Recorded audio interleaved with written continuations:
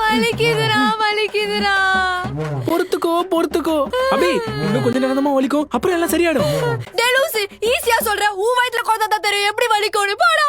Doctor நடக்க சொல்லிருக்காரு கொஞ்சம்.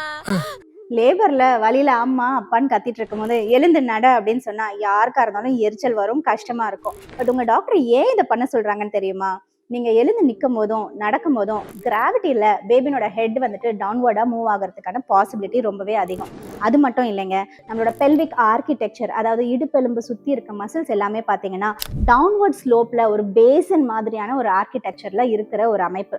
ஸோ நீங்கள் நடக்கும்போது அந்த பெல்விக் மேலே கீழே மூவ் ஆக ஆக பேபினோட தலை கீழே நோக்கி டிசெண்ட் ஆகிறதுக்கான வாய்ப்பு ரொம்ப அதிகம். அண்ட் பேபி பர்பெண்டிகுலராக, அதாவது செங்குத்தா உங்களோட சர்விக்ஸ் மேலே ப்ரெஷர் போடும்போது பேபினோட ஹெட்டு சர்விக்ஸோட டைலட்டேஷனுமே ரொம்ப ஃபாஸ்டராகவும் நடக்கும். ஸோ இந்த மாதிரியான மல்டிபிள் ரீசன்ஸுமே இருக்கிறதுனால உங்களோட லேபர் ப்ராக்ரஸ்க்கு உங்களுடைய வாக்கிங் டியூரிங் லேபர் ரொம்பவே கை கொடுக்குங்க.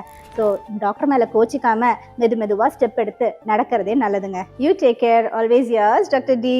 Bye.